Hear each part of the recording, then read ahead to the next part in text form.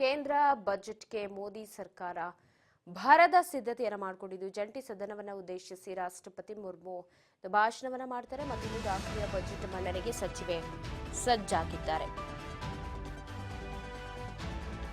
ಮತ್ತೊಂದು ದಾಖಲೆಯ ಬಜೆಟ್ ಮಂಡಿಸೋದಕ್ಕೆ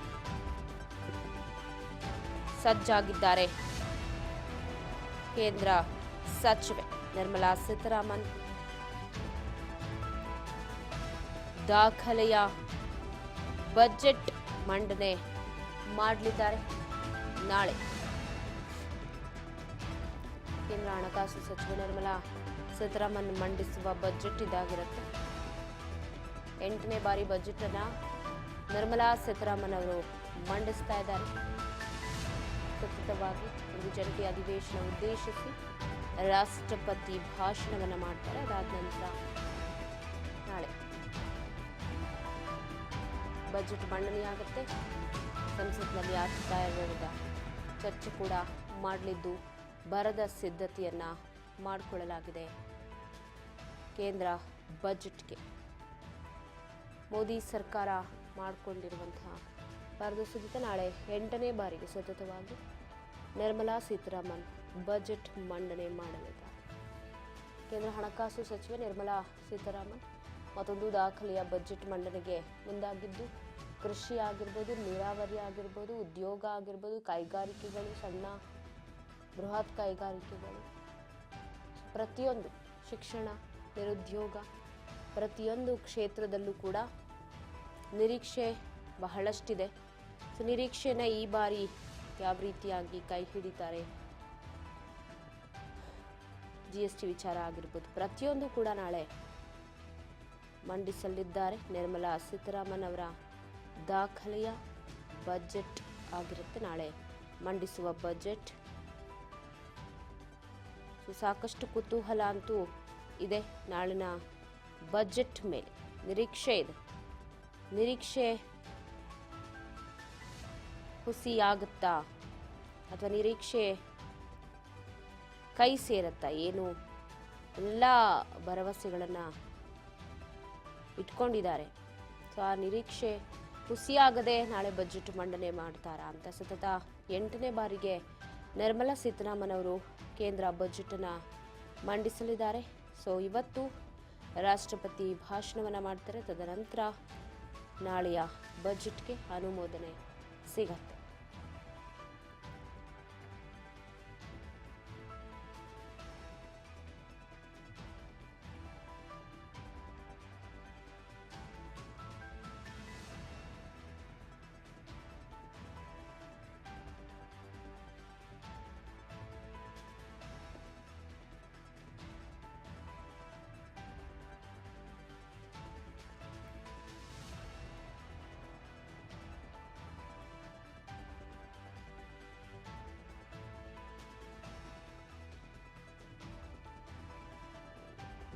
ನಾಳೆ ಮಹತ್ವದ ಕೇಂದ್ರ ಬಜೆಟ್.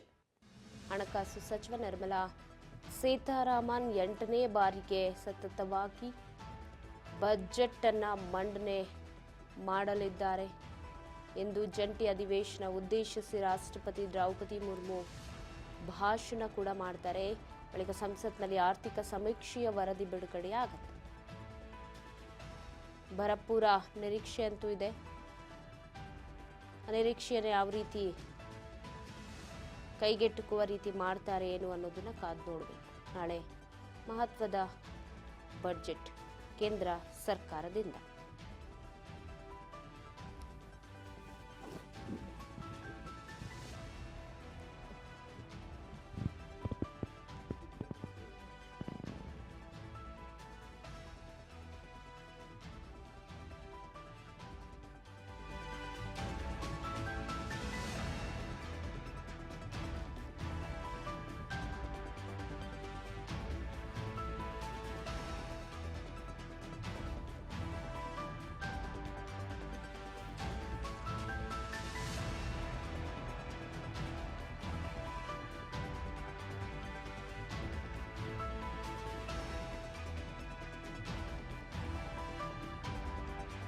ಇಂದಿನಿಂದ ಕೇಂದ್ರ ಬಜೆಟ್ ಅಧಿವೇಶನ ಆರಂಭವಾಗ್ತದ್ದು. 3 ಹೊಸ ಕಾನೂನನ್ನು ತರುವುದಕ್ಕೆ ಕೇಂದ್ರ ಮುಂದಾಗಿದೆಯಂತೆ. ಏಪ್ರಿಲ್ 4ರವರೆಗೆ 2 ಹಂತದಲ್ಲಿ ಬಜೆಟ್ ಅಧಿವೇಶನವನ್ನು ನಡೆಸೋ ಪ್ಲಾನ್ನಲ್ಲಿ ಕೇಂದ್ರ ಸರ್ಕಾರ ಇದೆ.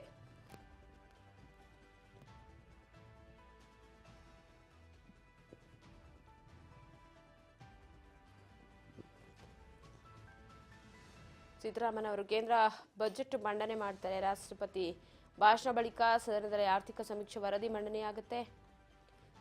ಇಂದಿನಿಂದ ಏಪ್ರಿಲ್ 4ರವರೆಗೆ 2 ಹಂತದಲ್ಲಿ ಬಜೆಟ್ ಅಧಿವೇಶನ ನಡೆಯುತ್ತಂತೆ. ಮೊದಲ ಹಂತದ ಅಧಿವೇಶನ ಇಂದಿನಿಂದ ಫೆಬ್ರವರಿ 13ರವರೆಗೆ, ಹಾಗೆ ಎರಡನೇ ಹಂತದ ಅಧಿವೇಶನ ಮಾರ್ಚ್ 10ರಿಂದ ಏಪ್ರಿಲ್ 4ರವರೆಗೆ ನಡೆಯುತ್ತೆ. ಇದಕ್ಕೆ ವಿಪಕ್ಷಗಳು ಕೂಡ ಒಂದಷ್ಟು ಅಸ್ತ್ರಗಳನ್ನು ಸಿದ್ಧ ಮಾಡಿಕೊಂಡಿದೆ.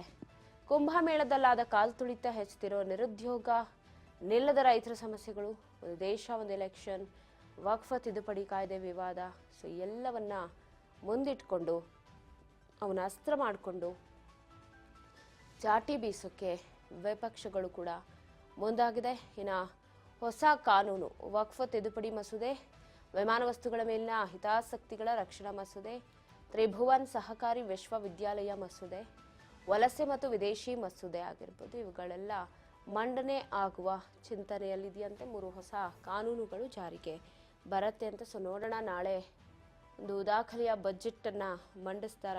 ಇವರ 2 ಹಂತದಲ್ಲಿ ಬಜೆಟ್ ಅಧಿವೇಶನ ಕೂಡ ಮಾಡಬೇಕು ಅನ್ನೋ ಪ್ಲಾನ್ ಮಾಡಿದ್ದಾರೆ. ನೋಡೋಣ ನಾಳೆ ಏನೆಲ್ಲ ಆಗಬಹುದು, ನಿರೀಕ್ಷೆಗಳು ಕೈ ಸೇರತ್ತಾ ಏನು ಅಂತ.